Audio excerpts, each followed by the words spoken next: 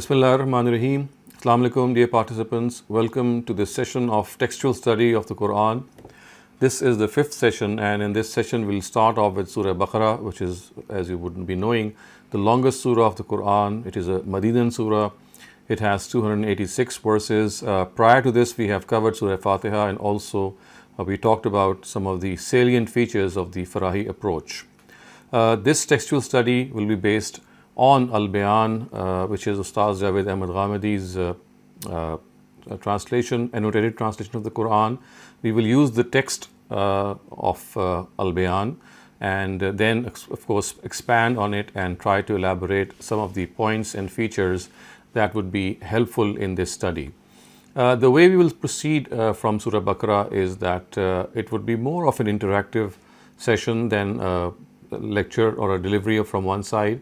I would like all of you to participate, and the way that we will proceed is that we have been discussing this all along, that one of the very important traits and features of the Quran is that it's like a divine sermonizer. It's a divine oration which has been revealed from the Almighty, and it seems that like a divine orator, it continues to shift back and forth between addressees. So as far as the addressees of the Quran are concerned, we know that they range from the Prophet to, of course, the believers, the hypocrites, the people of the book of those times.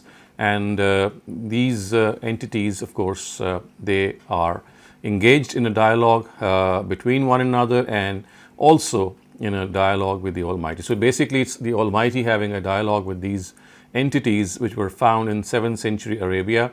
And precisely for this reason, we will find a lot of localized conversation, because the Almighty, when He talks to the characters that were found in 7th century Arabia, He was talking to them vis-a-vis the beliefs and, of course, their own misguided thoughts. And the reason that they were called to account in this regard was that, especially the people of the book, they were waiting for the final prophet to arrive. They knew from their own scriptures that he would be coming, and therefore the Almighty in the Medinan surahs starts off without any prior introduction, as was the case with the idolaters of Mecca. So in Mecca, we know that the 2/3 of the Quran was revealed in Mecca, and the Meccan period started off in a very gradual way, in which we had phases like warning, enhanced warning, conclusive communication of the truth, then migration and acquittal, and so on and so forth.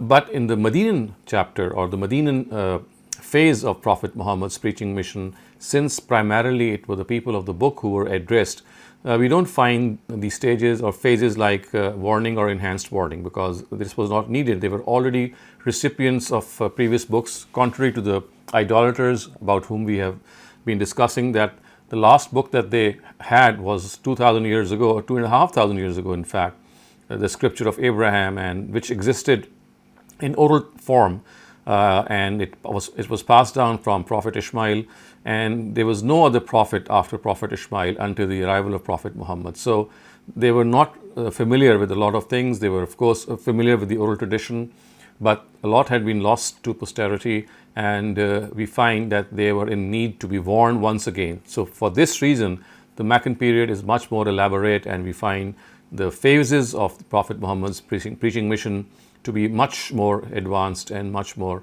encompassing.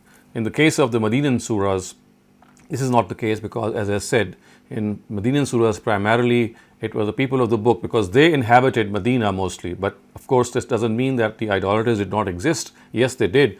For example, the tribes of Aus and Khazraj, they inhabited Medina, and they were the Ishmaelites.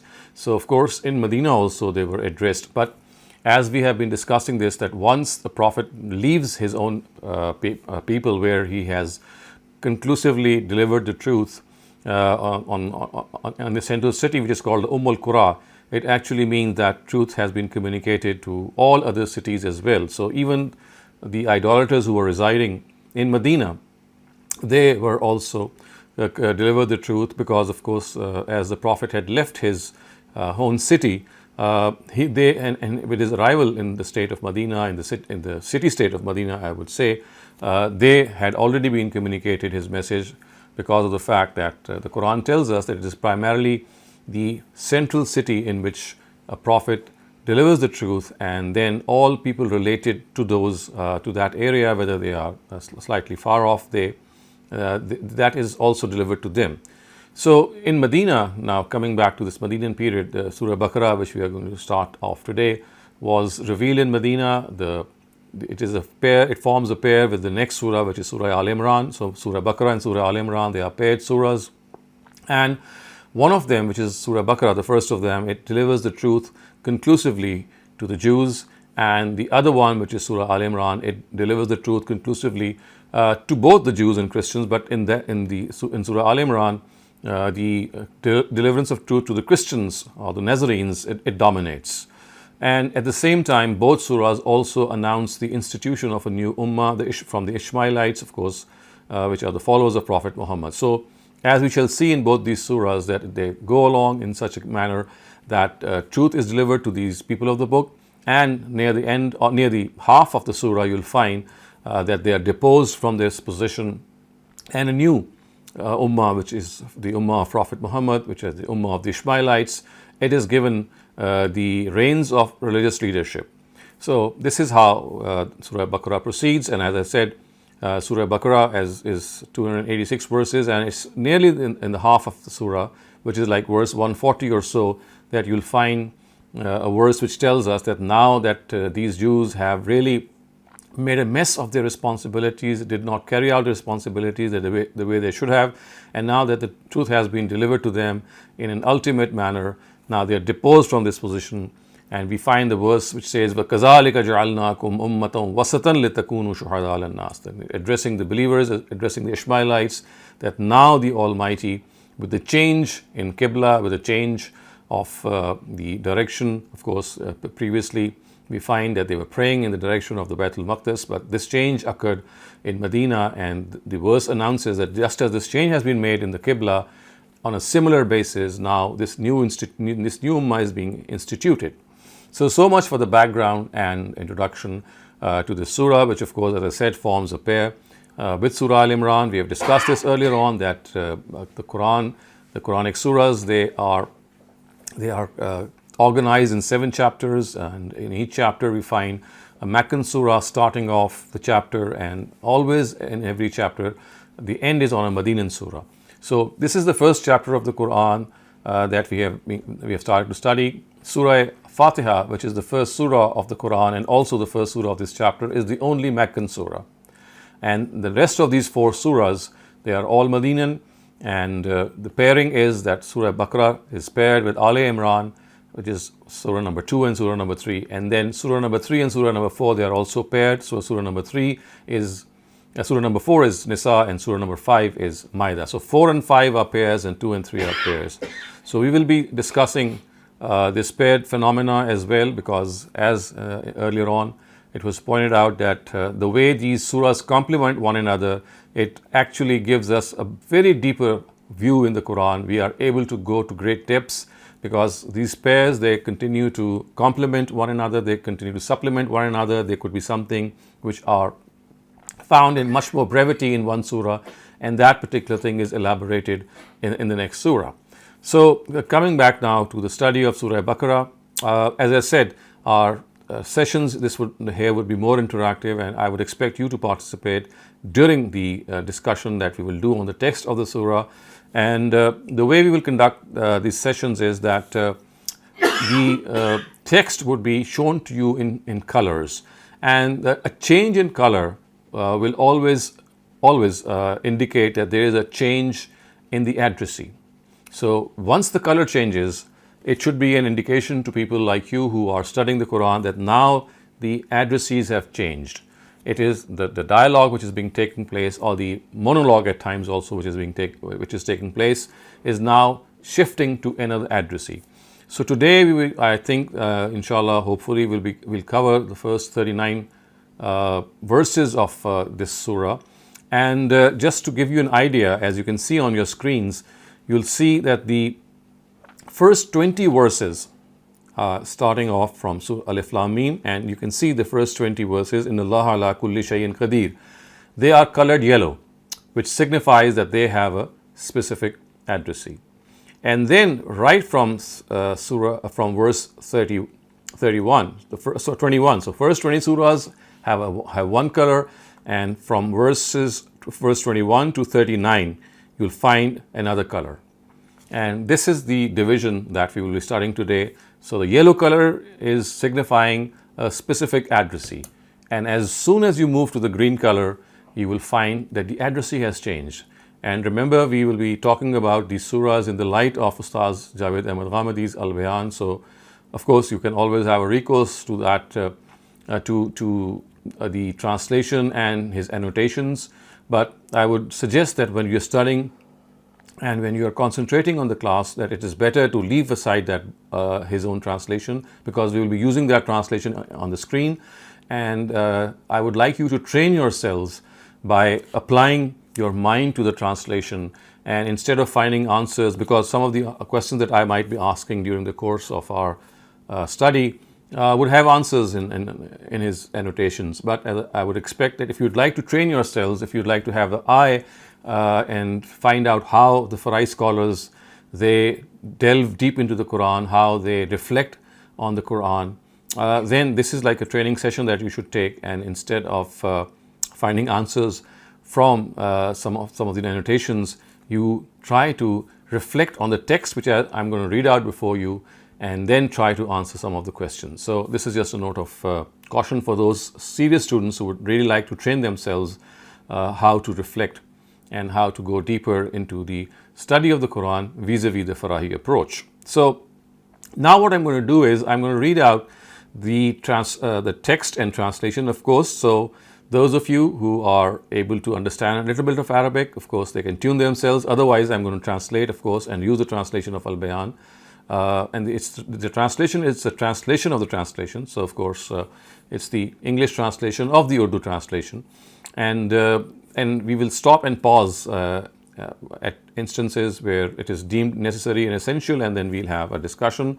And some of the points that I would like you to keep in your mind also would be brought forth. So, starting off, as you can see, we'll first study the first 20 verses, which are colored yellow, and they are being displayed before you now. So, Bismillahir Rahmanir Rahim. Alif Lam Mim Zalikal Kitabu La Rayba Fihi Hudan Lil Muttaqin الذين يؤمنون بالغيب ويقيمون الصلاة ومما رزقناهم ينفقون والذين يؤمنون بما أنزل إليك وما أنزل من قبلك وبالآخرة هم يوقنون أولئك على هدى من ربهم وأولئك هم المفلحون إن الذين كفروا سواء عليهم أأنذرتهم أم لم تنذرهم لا يؤمنون ختم الله على قلوبهم وعلى سمعهم وعلى أبصارهم غشاوة ولهم عذاب عظيم. So I'm going to stop here. These are the first 7 verses. We shall first read the translation. I would request all of you to please concentrate on this translation, because coming up are some questions that I would like to pose before you, so that you have a deeper understanding. So remember, I've just narrated or translated the first 7 verses, and here is the translation. And one thing that you might also note here as we go along is that you can see that the translation is divided into paragraphs as well. So this paragraphing basically is based on Ustaz Amin Ahsan Islahi's Tadabbur Quran, and Ustaz Javed Ahmed Ghamidi has adopted it the way it was, and he has very I would say scanty differences with his teacher. So if you look up Tadabbur Quran and if you look up Al-Bayan, you'll find the paragraphing being there. And this paragraphing actually, as we have discussed in our very first lecture, it tells us the way we make paragraphs in our own language, in Urdu or in English, that there is a shift in the content, not in the addressee, in the content. So the addressee shift will be indicated by the colors, but the content shift will always be indicated by the paragraph. So when you see a paragraph, it would mean that now the content has gone ahead and there is something which is being added.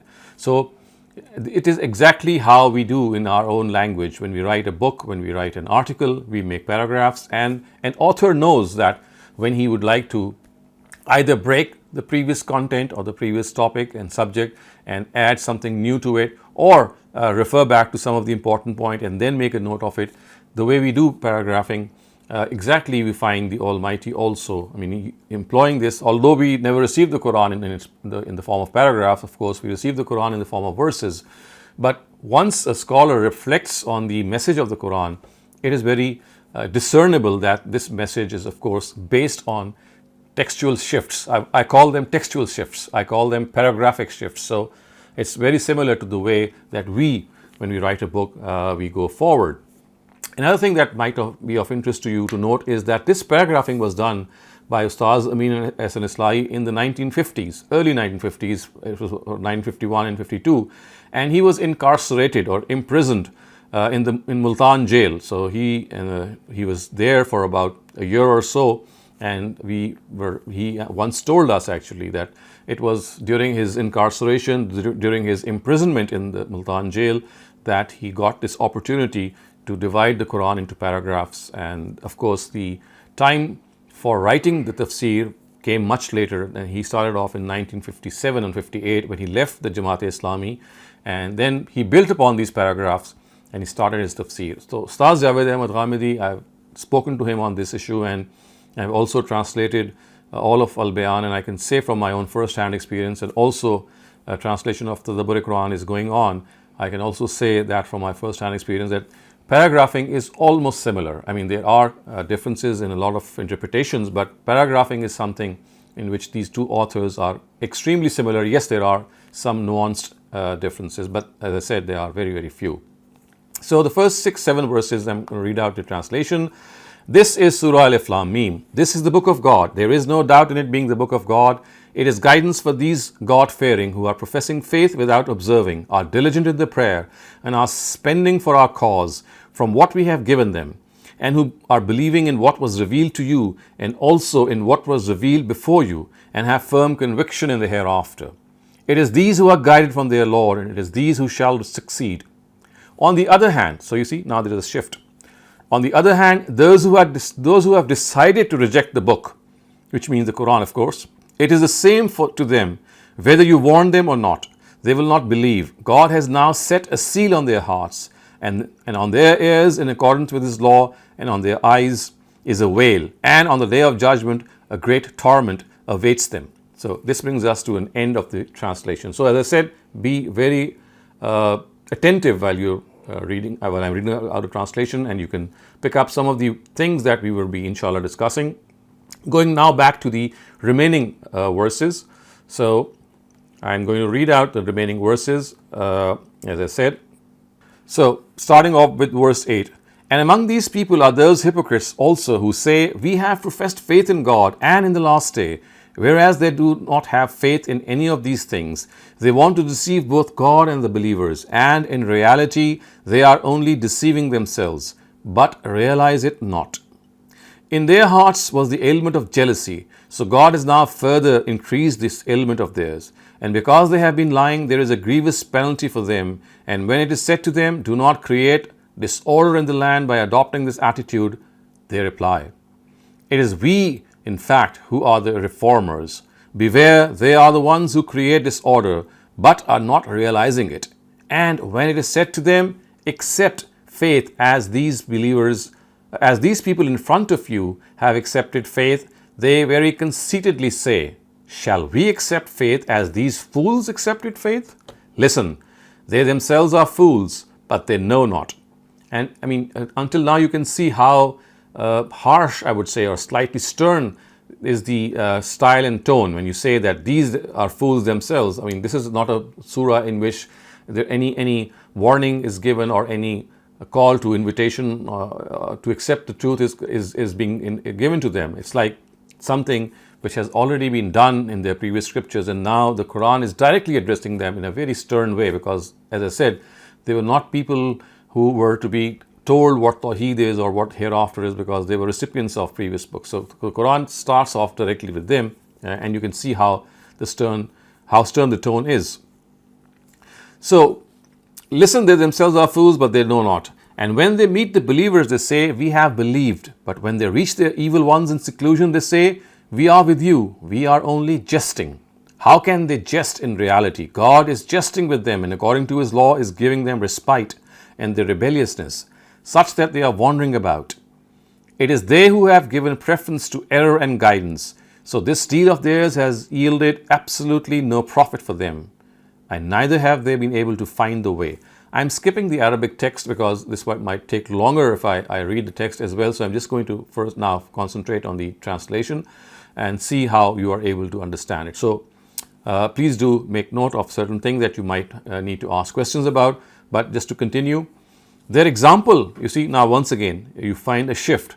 Whenever a person is saying that their example, so he is referring back to the previous groups of people, and then their example is similar to that person who kindled a large fire in a dark night. Then when the fire lighted his surroundings, God took away the light for those whom the fire had been kindled and left them in darkness such that they cannot see anything, deaf, dumb and blind. Hence they shall now never return. Or is such that it is raining from the sky. In it are dark clouds and thunder and lightning also. From the fear of death, because of thunder, they are trying to insert their fingers in their ears. Whereas God has encompassed such rejectors from all sides. The lightning all but snatches away their sight. When it lights up on them, they walk a little in it, and when darkness descends upon them, they stand still. If God willed, He could have taken away their hearing and the sight as well. Indeed, God has power over all things. So this brings us to an end to the first section, in which you find the color is yellow, and now there is a shift. So we will also now read the translation of that shift. And remember, as I said, a shift always signifies, the color shift always signifies a change in addressee. Now the addressee is changing. Why do you ruin yourselves by following them? Now, you need to understand that this is a shift, and we will come back to it, that what exactly is the nature of this shift. And I might ask this question to you, that how would you designate this shift as to who are the people who are now addressed. So be more attentive. So why do you ruin yourselves by following them? O people, serve your Lord, who has created you and those before you too, so that you may be secure from His punishment. He who has made the earth a flooring for you, and the sky a roof, and has sent down water from the sky, then has brought forth from it various kinds of fruits for your sustenance. So do not set up rivals with God. So you see, each and every verse and sentence is signifying something. I mean, it relates to the beliefs of the entity who is being addressed. So when I ask you this question, which I'm going to ask you just in a short time, that how would you account for the change of addressees, and which addressee is now under discussion, you have to pick this up from the text itself. And the text is very vocal. So do not set up rivals with God, even though you know all this. This is what this book calls to. Accept it. And if you are in doubt about what we have revealed to our servant, of course referring to the prophet, then go and produce a single surah like it. And for this purpose also call your leaders besides God, if you are truthful in this claim of yours. Then if you are not able to do it, and surely you cannot, then fear the fire, whose fuel is those people who do not believe, and those stones of theirs too, which they worship. It has been prepared for these disbelievers. And O Prophet, give glad tidings to those who professed faith in this book, and did righteous deeds, that for them are orchards beneath which rivers would be flowing. Whenever they are fed with any of their fruits, they will say, this is the same as what we were fed with before, whereas they will be given something similar to it. And they will have pure wives there, and they will abide in them forever. In them, referring to the orchards. This is a similitude of paradise. Similitude refers to a parable. God is not embarrassed to cite the similitude of a mosquito or something even more inferior in order to explain a reality. Then those who believe know that it is a truth that has come from their Lord, and those who disbelieve say, what does God mean by this example? In this way God misleads many by it, and many He leads to the right path by it, and in reality He only misleads by it the rebellious, who break God's covenant after making it, and who sever what God has directed to join, and in this manner spread disorder in the land. It is these who are in loss, both in this world and in that to come. So the address is continuing, the addressee has not changed. And as you can see, the content one after the other is a very stern, in a very stern tone, is addressing the Jews, and it's telling them that, look, what you are doing. I mean, I'm talking about the whole surah. But in between the whole surah, you can see that the addressees, they tend to shift, and of course the content shifts with them. O people, how can you deny God whereas you were dead? Then he gave you life. Then it is he who gives death to you. Then after this he only shall give life. Then towards him shall you be returned. It is he who created you for all things of the earth. And he turned to the sky and made 7 skies, and he is aware of all things.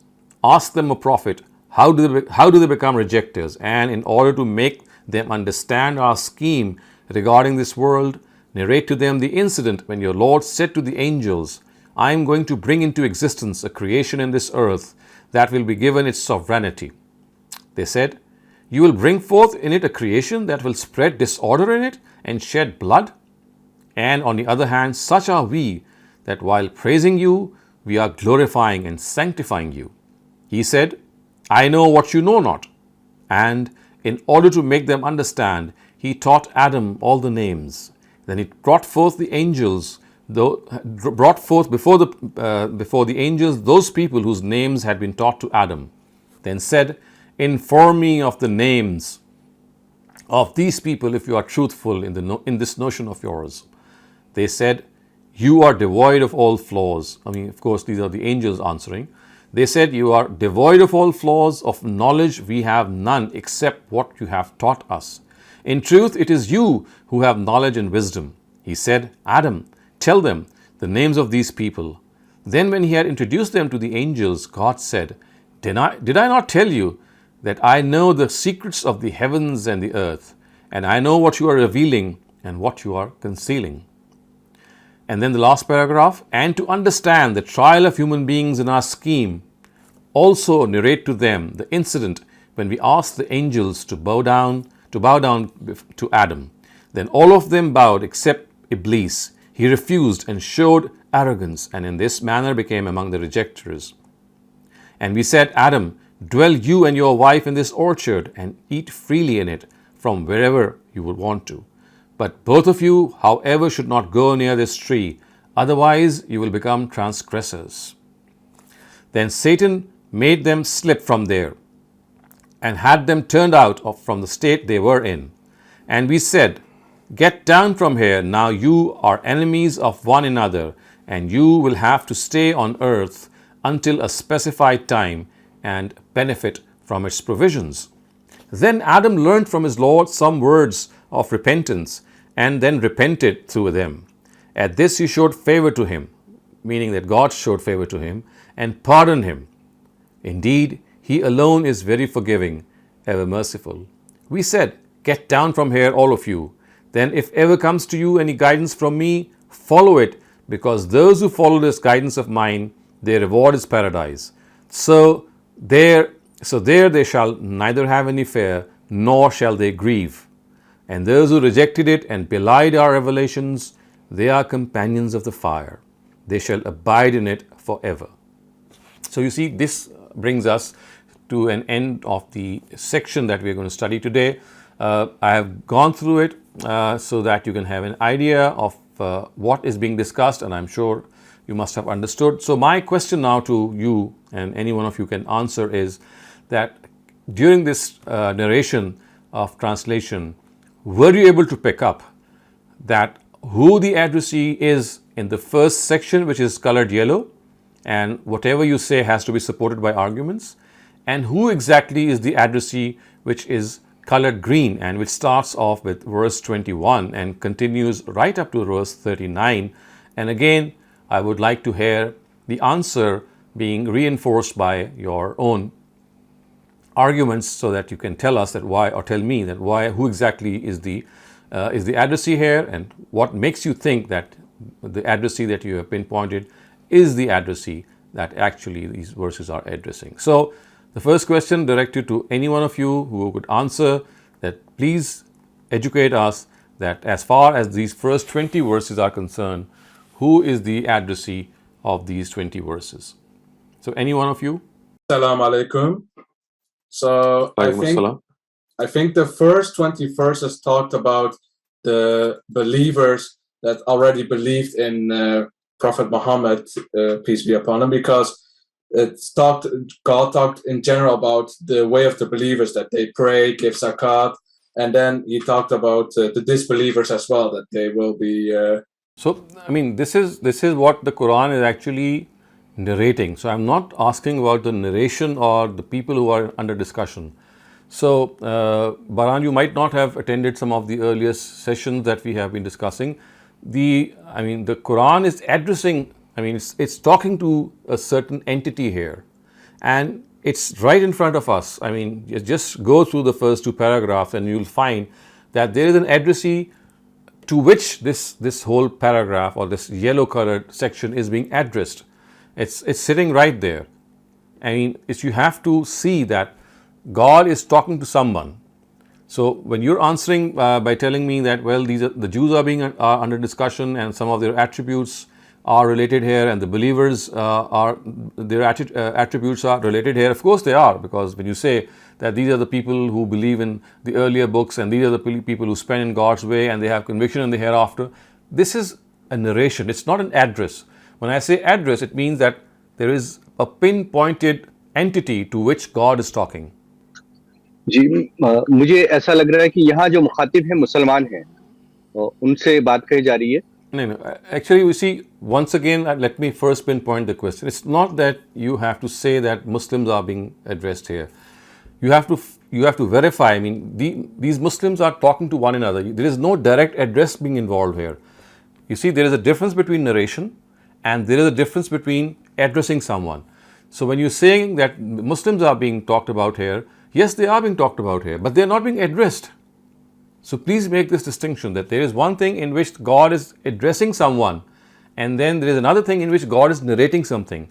So the narration is about Muslims. Of course, in the first paragraph you'll find these verses that it is a guidance for the muttaqeen, for the God-fearing who are professing faith without observing, yuminuna bil ghaib.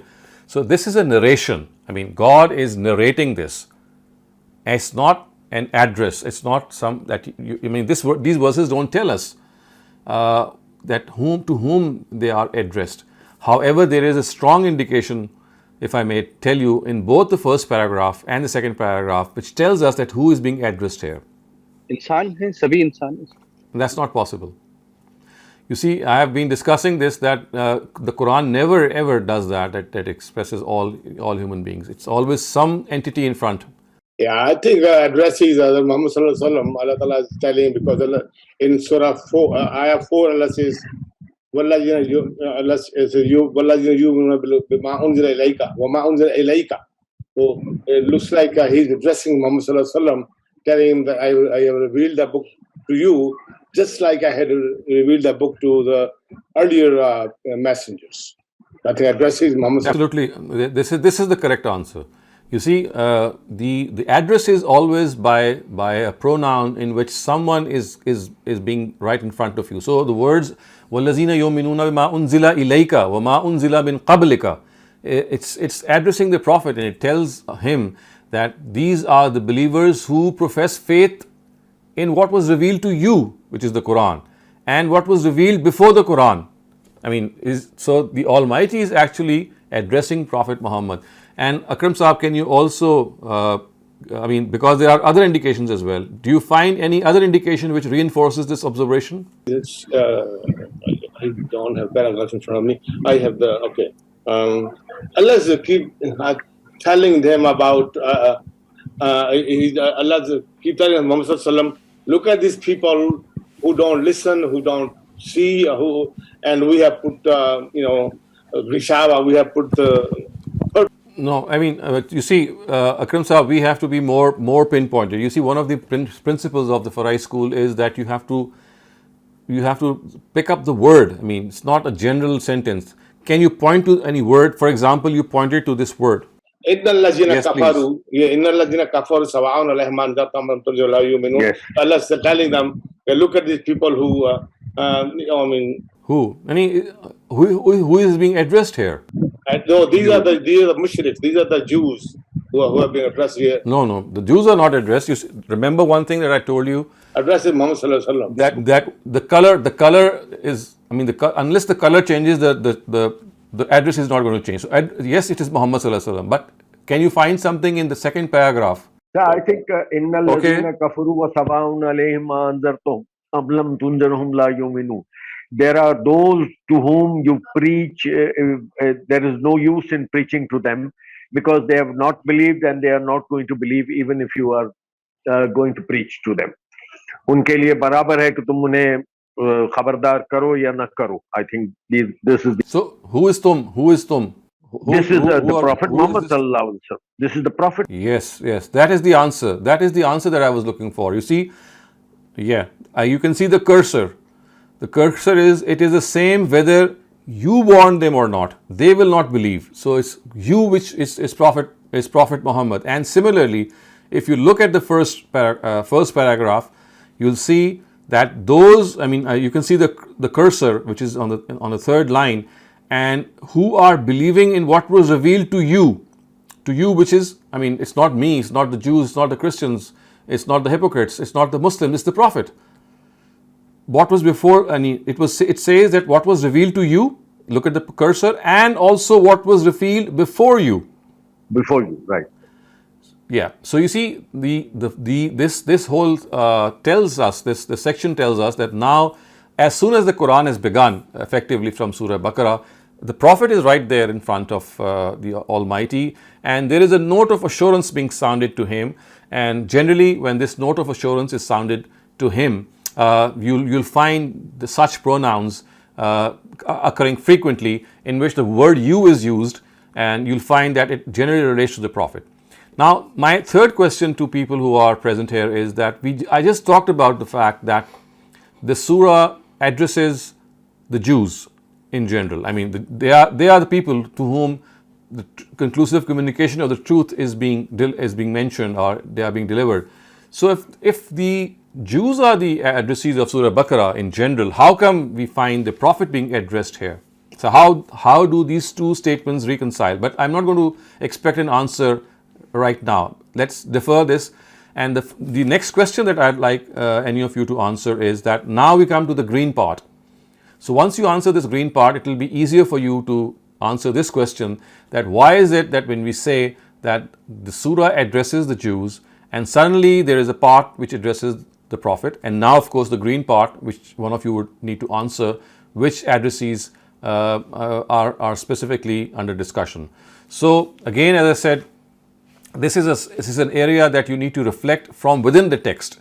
There are indications within the text which tell you that now there is a new addressee, and with the new addressee the content has shifted.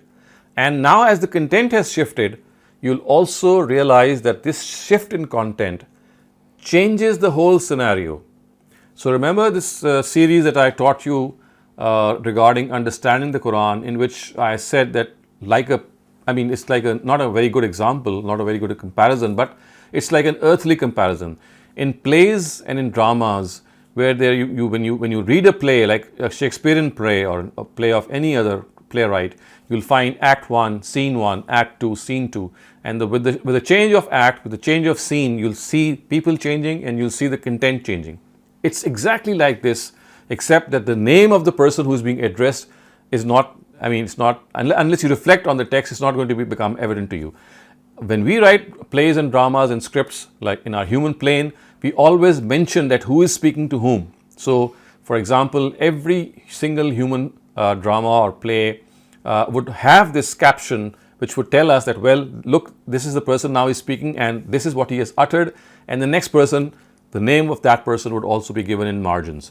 But as I said, this is not the case with the Quran, and this is also a slightly challenging thing for advanced students of the Quran to now try to decipher who this color is. So I have made this easier for you so that you are able to understand that the shift occurs from verse 21. But if one of you can answer this question, that who are the addressees of this green portion? Remember, it started off with verse 21, it goes on right up to verse 39. So who exactly are the addressees? And when you answer this question, the answer lies within the text, because you see, the people who are as addressees, they have certain beliefs, they have certain views, and a person who knows their beliefs and views, for example, the idolaters will have some different views. Similarly, the people of the book, and amongst them Christians and Jews, they will have different views.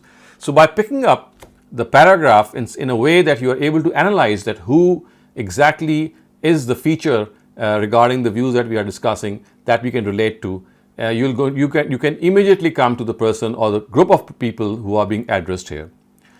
So if you would like a couple of minutes, you can just read this paragraph once again in your heart, starting off this section, in fact, from Surah verse 21 to 39, and let's see if any one of you can pinpoint that what is the shift in address. I think the idolaters are addresses of these verses, especially where it is said that they and their stones will be punished in the hell. Okay, so anyone else? I think yes. I think the addressees are the Jews of Medina, because it says this is what this book calls to, accept it, which indicates that there's like a new book, so their previous book is like not valid anymore, and then fear, and it also says like if you're then fear the fire whose fuel is those people also, so also indicates like others who do not believe, and those stones of theirs too. So I think the mushrikeen are also indirectly addressed to the Jews, like you will be just like them. So Baran, if I have understood you correctly, you are saying that basically the addressees are the Jews, and in between addressing the Jews, the idolaters have also been addressed. Is that so? But as I said, I mean, you have to understand that I have not changed the color, which would mean that the addressees have remained the same. And this is one hint that you should get, that there are not multiple addressees. So there has to be. I meant like that they are compared, that the Jews of Medina are still the addressees, but they are being compared to the mushrikeen, so they cannot. I mean, this could not be possible. You see, look at the first verse. Oh, people, serve your Lord. I mean, this is like a direct address, and the Arabic word for serve is worship your Lord. And look at the part which says, do not set up rivals with God, which means do not set up partners with God. So were the Jews setting up partners, or were the idolaters setting up partners? The idolaters. Okay. So do we have any other contenders? So the mushrikeen of Mecca are being addressed because it is telling, number one, first it starts off with telling them, oh people, and then telling them that you are supposed to be, they're warning them about not associating anyone else with God, and it is God who has created heaven and hell for them if they do not believe, and they should continue to believe in the books, in the prophet who is before them, so that they are spared from the punishment of the hereafter. Okay, so in your opinion, the idolaters of Mecca are being addressed, okay? And you have put forth some of the reasoning as well, which these verses clearly say. Any other person who'd like to comment and answer? Okay, please do. When I give it a try? Yes, Akram Sahab, please go ahead. I think the addressees are mushriks and idolaters, because here Allah says, first it says, Allah challenges them to bring a surah like that, or one surah like that, and it says on ayah number 24, فَإِلَّمْ تَفْعَلُوا وَلَنْ تَفْعَلُوا فَاتَّقُوا النَّارَ الَّتِي وَقُودُهَا النَّاسُ وَالْحِجَارَةُ أُعِدَّتْ لِلْكَافِرِينَ. So यहाँ पर Allah is addressing the idolaters, because they are the one who are worshipping the stones and the idols and all that. And before that, it was. Oh, so okay. So the four of you have given different answers. We have four answers. So we find one answer is that the idolaters are being addressed here. The second answer is that the Jews are being addressed here. The third answer is that the idolaters of Mecca, not all of Arabia, are being addressed here. And your answer is idolaters once again. Now there is something which is missing in all these four answers, and that is that this surah is a Medinan surah. It's not a Meccan surah. So, I mean, first, okay, we will rule out the fact that the Jews are not being addressed here because it's very simple. I mean, all these verses, if you go along, they'll starting off with the fact that, I mean, look at the first brackets, which tells you that how the Jews, they were influencing the people of the Quraysh or the idolaters, and says, why do you ruin yourselves by following them, these people? So following whom? Remember, the Jews were addressed first. So now what is being done is that these Jews were actually influencing some other people. So this very first sentence should tell you that the Jews are not being addressed here, because some other entity is being told that you are ruining yourselves by following the Jews, which were addressed in the previous part, which is the first 20 verses. So therefore now there is a definite shift, and that shift tells us that it cannot be the Jews, because the Jews are being made an example of. And secondly, it says that the words that are being said here are فَلَا تَجْعَلُوا لِلَّهِ أَنْدَادًا, that do not set up partners with God. So I mean, the very first paragraph would clearly suggest that the hypocrites, I mean, neither the hypocrites are being addressed nor the Jews are being addressed. It is the idolaters who are being addressed. So the answers which are given by some of you regarding the idolaters is a partially correct answer. But then some of you said that they relate to the idolaters of Mecca. That is not a correct answer, because this is a surah which was revealed in Medina, and a Medinan surah can only address people who are living in Medina. So can any one of you now modify your answer and let us know that who are these idolaters? Al-Kitab, Christians. No, idolaters are not Christians. They are the people of the book. So please don't get confused. Christians and Jews are not idolaters. Idolaters are the mushrikun, the Ishmaelites. Remember, the idolaters of, I mean, it's being this particular. The mushrikeen. It cannot be the believers. So it's the believers. It says partner the mushrik. That you're correct, as I said. Yes, who's the lady here? Mushrikeen of Medina. Yeah. So that is the correct answer. So you see, the cardinal mistake must not be made that when you are looking at a Medinan surah, you cannot change the addressee. I mean, because as I said, the Quran is a book of dialogue. It is talking to someone. God is talking to people who are right there. So how could a Medinan surah, which is being addressed to entities which live in Medina, go to a Meccan entity?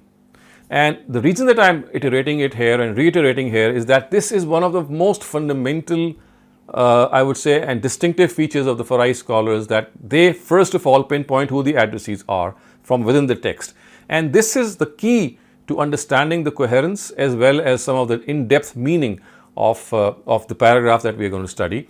So I'm going to wind up my today's talk here because we have in this brief time first made this issue out of here. I've tried to set your mental abilities in the direction that you need to, first of all, whenever you study the Quran, pick up the addressees. So unless you are clear about the addressees, the interpretation that you're going to make is liable to a lot of errors if the addressee which is determined is incorrect. So the first thing that whenever you pick up any surah is that analyze the surah vis-a-vis the contents. And the question which is pending here, and maybe in the next session, inshallah, next Sunday, I'll answer that if this particular section, which is from 21 to 39, the addressees are the idolaters of Medina. And in the first 20 verses, the addressee is in fact Prophet Muhammad. So we have Prophet Muhammad, we have the idolaters of Medina.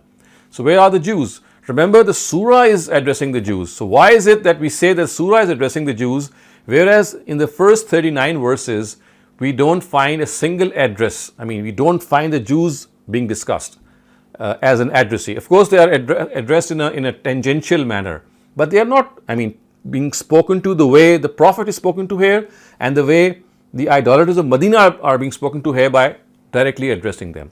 So we'll leave this to the next session, inshallah. But summing up, what we have tried to reach today is that those of you who would like to really go and delve deep down in the Quranic approach of Farai scholars, this is how we will proceed. That in first of all, we'll try to determine the addressees of the verses that are under question, and then we'll look at the verses in detail.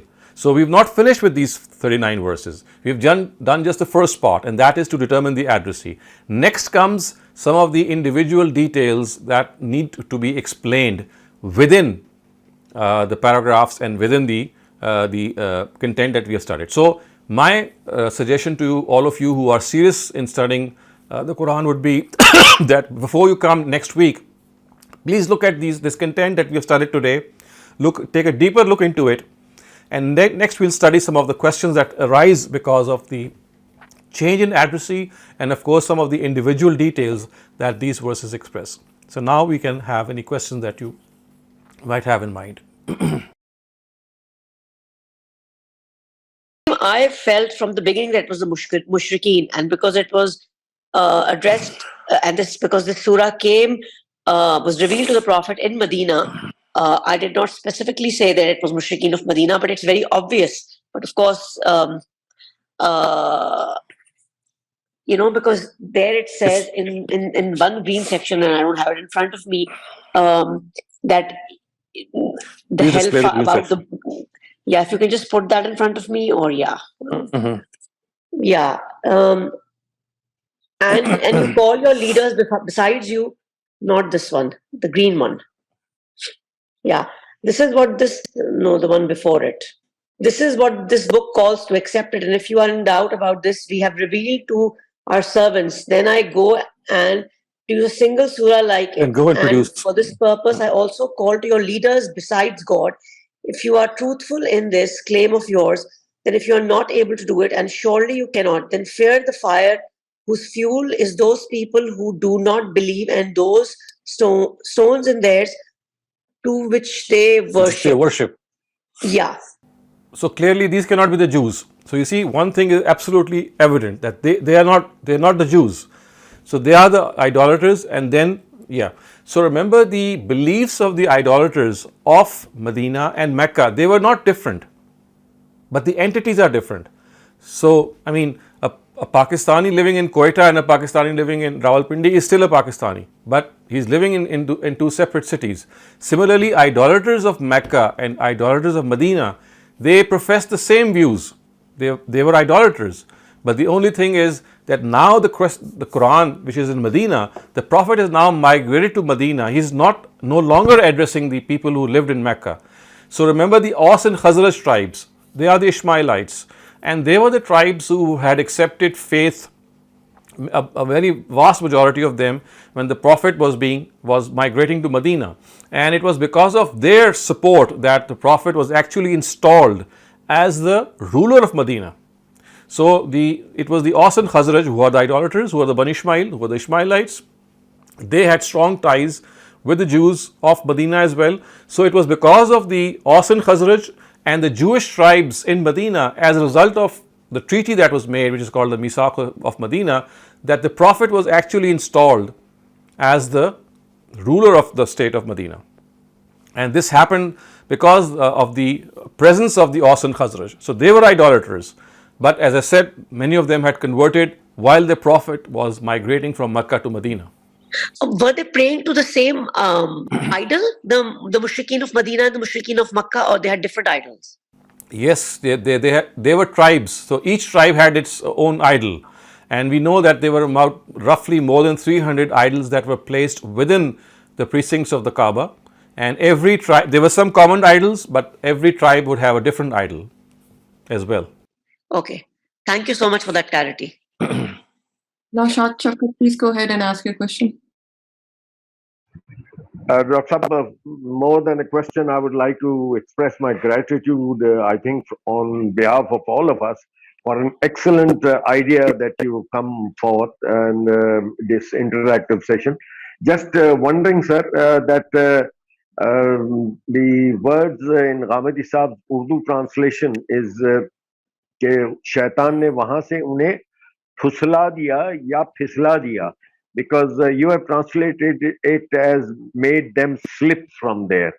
Now, probably he led them astray would, to my mind, be a better understanding of it.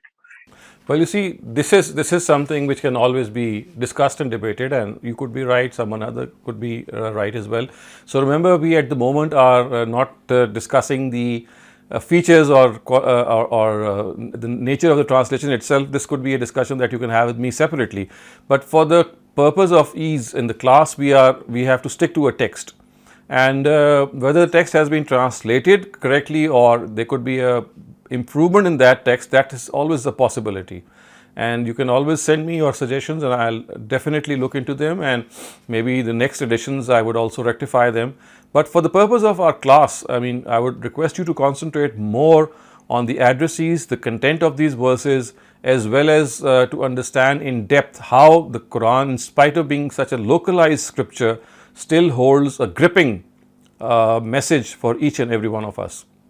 My apologies, sir. My apologies. It's perfectly okay. Sir, may I say something? Sure. Assalamu alaikum, sir. Wa alaikum assalam. Sir, the green part of the text starts with this line, Ya yun nasu budu Yes. Right. rabbukum. That means that this is addressed to the believers, and then for whom who have been created by their Rabb, and all those who were before them, and they fear, so that they fear their God. If this green section addresses the believers, let me just interject a little. Then how is it true that? But they have not that. They don't have that very strong faith, because in the third section it says, "In kuntum fi rabin mimma anzalna ala abdina." And if you don't have that strong faith which I have given to whatever I have given to the Prophet, to my Prophet, then you should bring something like that. So it means that they were believers. These were addressed to the believers, but their faith wasn't that strong yet, and they were still under the influence of those people around them who were trying to, take it away. So anyone who would like to answer this objection or this new view which has been put forth by is it Apa Ruhi? Ruhi, yes.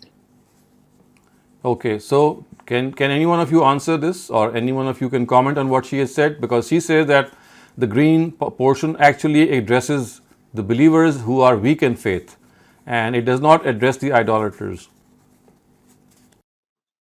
Whose faith is slipping by. I could try. So I don't think it's addressing just weak believers, because it says that what was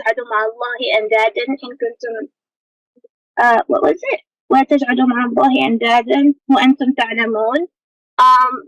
Because it's saying don't set up rivals with God. It couldn't be weak believers, because they'd have belief, but they wouldn't be associating another entity with God. That's why I don't think it's weak believers. Yeah, I second that. Okay.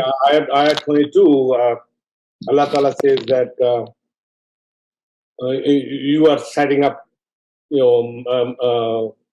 partners with me, and the believers would not do that. And then it says that because you are setting up your idols against me, I will throw you and your idols in Jahannam.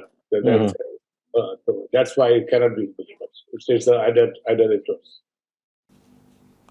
So, Ruhi ma'am, can you understand what these answers say to you? I mean, they tell you that from my hand, and I couldn't listen to what was. Okay, then maybe you can do it later on, because the answers that were given here is that when the Quran says that do not set up partners with God, do not worship other deities besides God, and when the Quran says that fear the fire whose people are those who do not believe, and the stones which they worship, referring to their idols. So how can these verses address Muslims? Because of course Muslims, they never indulged in polytheism. They were, either they were monotheists or not. So these verses actually, according to some of the the participants here, they are a big hindrance in accepting the fact that Muslims are being, or believers are being addressed. Okay, one more thing that I'd like to point out here is look at the text of the Quran, which I've just translated as Ya Ayyuhan Nas, which means, it's not all mankind. Remember, one of the things which happens in Urdu and English translations, if you look at the Quran, you'll find that the word An-Nas, as we know, the word An-Nas is also found in Urdu. It means generally people or mankind. And you'll find Urdu and English translators addressing, they interpret this word to mean that as if the Quran is addressing all the people of the world, because An-Nas, of course, would mean people. So remember, there is this thing that we have to always understand, that the word An-Nas is appended with an alif lam. So it's not Nas, it is An-Nas, the people. And when alif lam comes with a word, it gives it a specific connotation. Just as the English word the adds a certain specification to the person who is coming after that word. That person, this person. When I say that person, I'm not referring to all people. Or for example, when I say those people. So the word alif lam is generally not translated in our Urdu and English translations, and which gives us, a very, very general view of the Quran, and a very erroneous one, because invariably it ends up as saying that all people. So remember, when you have this alif lam, which is al-nas, on nas, it actually creates a category within mankind. It's a subcategory. So an-nas is not all mankind, is a part of mankind. And now look at the translation. Those who are being addressed. The word ebudu, which is after an-nas, I thought it means. So even in this translation, as you can see, that our teacher Ghamidi Sahab has not specified it. So look at his translation. He says, why do you ruin yourselves by following them? O people, serve your Lord who has created you and those before you. So if you look at Ustaz Ghamidi's Al-Bayan, you will find that even in the translation, he has not, my observation here would be, we've discussed this with him as well, that he could have made a slightly different translation in which this nuanced part, that, it's not at O people, because this, if you look at the Urdu translation of Al-Bayan, it would say logo. And once again, the word logo, log, it all, comes to our mind that maybe all the people are being addressed. So what he has done is that he has translated this in a general word, which is like O people or a logo, but in his annotation, underneath the translation, he has said that the word logo or an-nas is not referring to all people, but is referring to the idolaters of Medina. So he has made this distinction in the annotation part, which is like the annotation below the translation.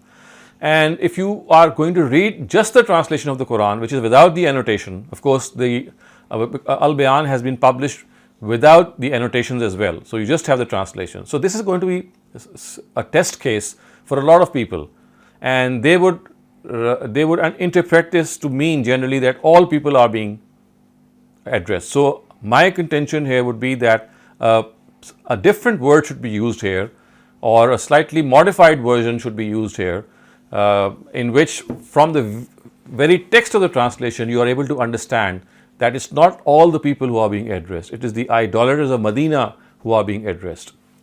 I have not come up with a word or a part here that I could say, but I am just presenting my own observation that if you use the word "O people" the way Ustaz Ghamidi has used here, and which the rest of the translators also use, then there's bound to be this confusion, especially people who are not reading the hawashi or the annotations.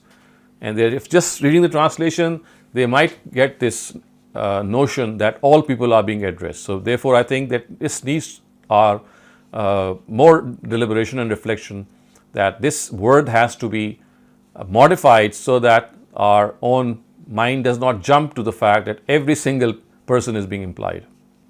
The group of people who are being addressed are the idolaters of so perhaps if the translation is something to the effect, "O idolaters of Medina," I think if the word "An-Nas" is translated as "O idolaters of Medina," it would be perfectly okay. Otherwise, if you translate it as "O people" or "A logo," it's going to cause the same confusion in the minds of people, especially when they don't have the tafsir in front of them, that they will think that every single person is being addressed.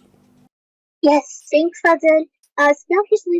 Since you said that Prophet Muhammad became the leader of Medina, were all the remaining idolaters in Medina then, like, immediately, did they become all hypocrites, or were there still some that, said that they were idolaters and, didn't act with hypocrisy? No, they were all idolaters. I mean, there were some hypocrites amongst them as well, but mostly they were from the Jews. As you can see, as we will see when we study the details of the text or the content that we read out today. But as far as the idolaters of Medina are concerned, they were, they declared themselves to be so. It's not that they were hypocrites in any way. And as I also said, that many of them had actually ended up converting into Islam. So a very large tribe, part of the tribes of Aus and Khazraj, which were the idolaters of Medina, they had started to convert because their leaders, Sa'd bin Ubadah and Sa'd bin Muaz, these are the two leaders of Aus and Khazraj tribes. Actually, when the Prophet had gone to the city of Aqaba, which was when he was in Mecca in the 12th and 13th year of his stay in Mecca, he had gone to Aqaba, and there was this covenant of Aqaba that took place at that time. You will find that there was Sa'd bin Muaz and Sa'd bin Ubadah, the two leaders of Aus and Khazraj. They had converted, and because of the conversion of these leaders, the rest of the tribes, they converted speedily. But then, as I said, whatever the speed, there was still a substantial number of idolaters that still existed amongst the Aus and Khazraj tribes. Sir, my question is about the second part of this green text in front of us, because the green color has not changed, so that means the addresses are the same. But in the second half, it says, "O Prophet, give glad tidings to those who profess faith in this book and did righteous deed," and so forth. But while the addresses have not changed, it seems like God is addressing the Prophet here again. So how should I see? Which part? Which verse are you referring to? Which number? I think it was 23 to 25. Like, it's the second part of this screen in front of us.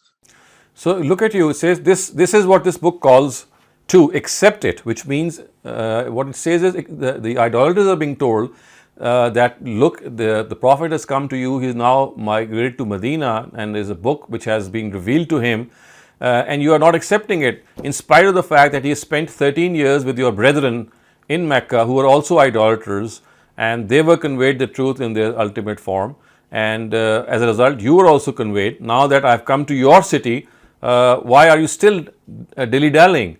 And it says that if you have any doubt about what we have revealed to our servant, then go and produce a single surah like it. So you'll study, and we'll discuss this in the next session as well, that this challenge, wherever the challenge has been presented, it has always been presented to the idolaters. Not once in the Quran has the challenge of producing another surah like the Quran or another Quran like the Quran has ever been addressed to the people of the book, because they already had a book.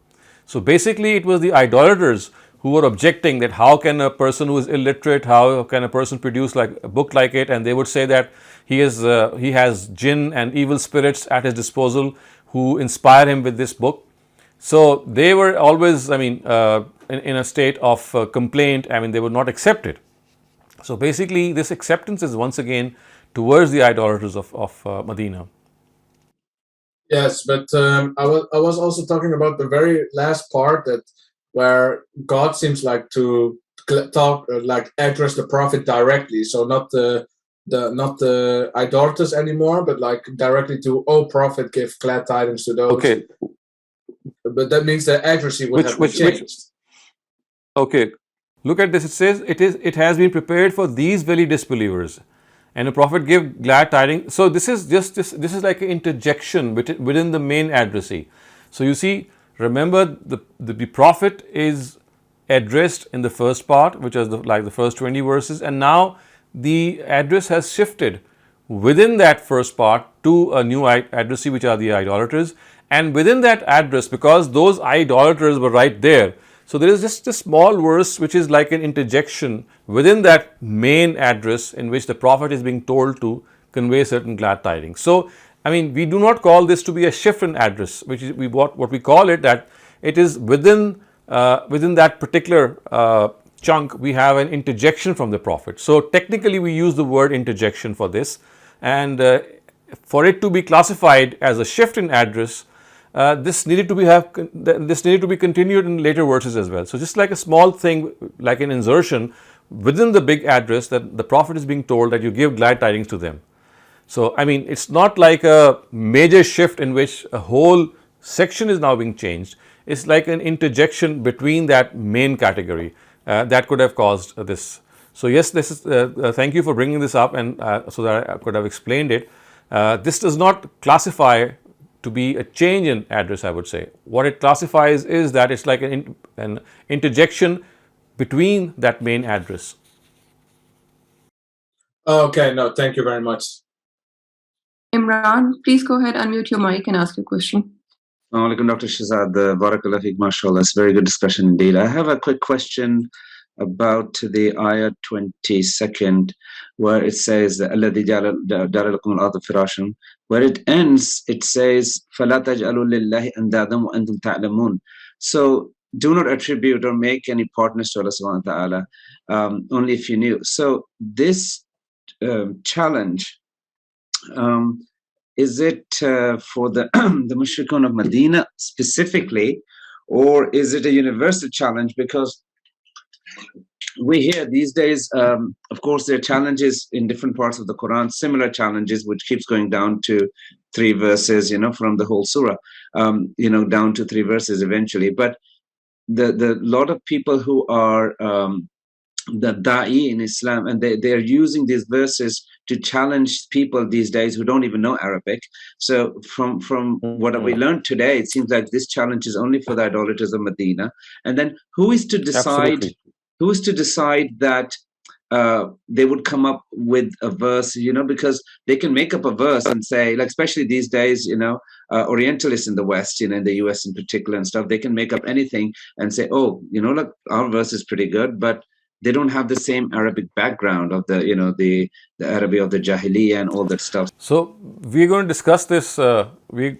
So the challenge which the Quran has made, as I said, it has been made on 3 occasions in the Quran. This is one of them.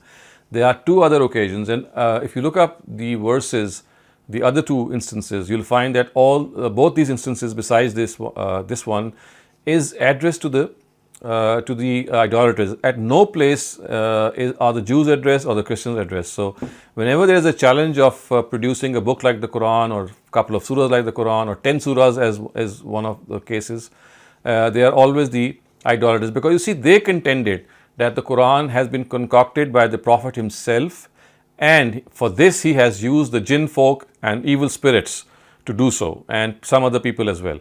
So they are being posed this, that look, he has spent a whole lifetime in front of you. Faqad labistu fikum umara are the words in Surah Hud, which tells them that, look, I have been amongst you for 40 years, and in these 40 years I have not been a person who has produced or authored books, and how is it that suddenly I have come up in my 40th year with such a book? So you see, at every instance you'll find that the idolaters are being addressed, and they are being told that you have to produce a surah like the Quran. And the other thing, Imran, that I'd like to point out here is that every single person has understood these verses to mean that they have to make something like the Quran.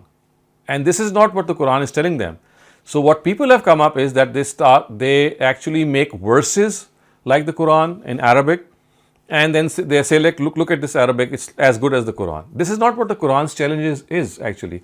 The Quran's challenge is that produce something like it, which means something similar, not exactly the same, which has the same content, it speaks with the same authority, it speaks in a way that it doesn't have any discrepancy, which the Quran calls about himself or tells about himself. So there are certain features of the Quran. So what people have ended up with is that they have tried to replicate the Quran. Replication is not what the Quran is asking here. It's not produce something like a replica. The Quran tells us produce something which is similar to it, and which gives you the same amount of authority, the same amount of majesty, the same amount of veracity in its content. So you see the features of the Quran having, the same features which the Quran has, produce some other book which has the same features. It's this challenge that is being talked about. And unfortunately, what people have generally understood is that the Quran is asking them to replicate something exactly like it, the same Arabic or maybe different verses, but the structure of the Arabic is the same. This never was the challenge of the Quran actually. So people who are the dais or the preachers who use it for this purpose, I'm afraid they have got it wrong, unfortunately. This was specifically meant for the idolaters of Mecca and Medina, and they were the ones who said that the Prophet had fabricated it, concocted it. So they are being told that if this is a concoction from the Prophet, why don't you produce something which is similar, which has such an aura, such an ambience, such veracity, such authority, such might, such literary finesse. So all these things are encompassed in that challenge, not just the language which people have generally understood it to mean. Good, thank you, Barakallah. Also, the An-Nas, what you mentioned is right on the spot, because many times when we address people, the people, and it's the people that you're being addressed, who are being addressed at the time. So I think not only, yes, it has the alif nam in it, so there's takhsis, but you thank you very much for clarifying that. So jazakumullah khairan. Right. No, iltifat means a change in addressee. It's not interjection. So iltifat is, for example, the yellow changing into green. This is an example of iltifat. Interjection means a very, very small in-between address.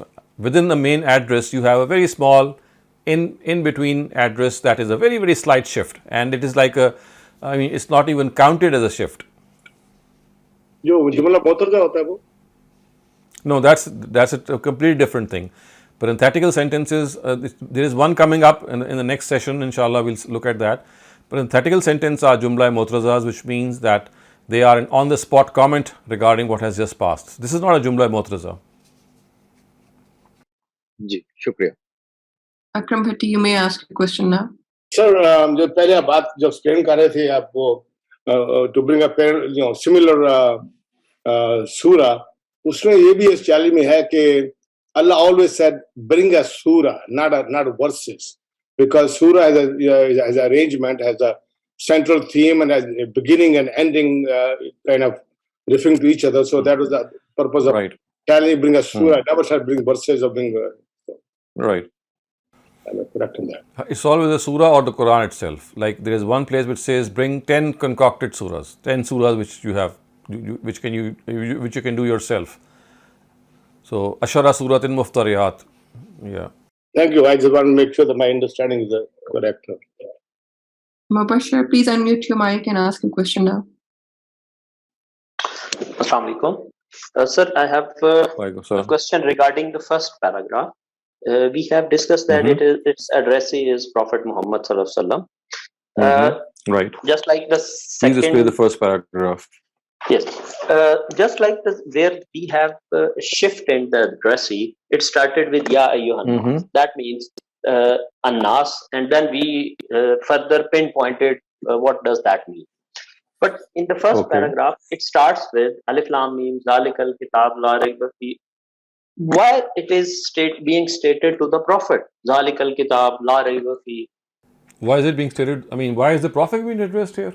No, why is Prophet being told this? That this is the book of God, there is no doubt in this. Now this is something that we are going to, this is a question of tafsir, and as I said, inshallah, next time we are going to cover this question.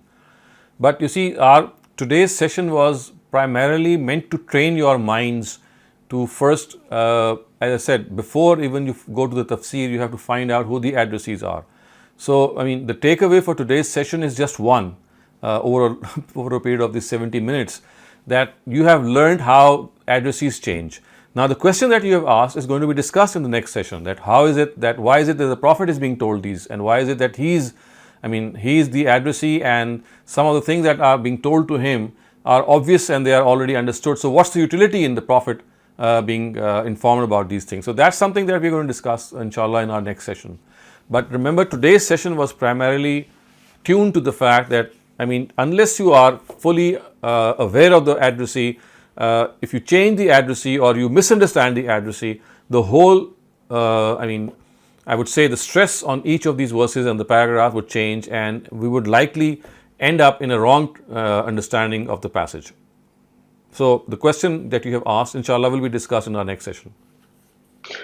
It's okay, but what I was trying to convey. So today's session, basically, if you have questions regarding the addressee, so you see, we are concentrating today entirely on the issue of addressees. I'm coming to that point. If we have decided that some paragraph is addressed to some specific group or some specific person, then each and every statement of that paragraph must, I think, qualify that. Yes, correct. Okay, so we will qualify that these verses are also addressed to the Prophet. Okay, thank you. Yes, absolutely. Thank you so much. We are reaching toward the end of this session, and we don't have any more questions. Thank you, Dr. Shehzad, for a very enlightening session, very interactive. I hope everybody enjoyed it, and we look forward to seeing you next week with the next segment of Surah Baqarah.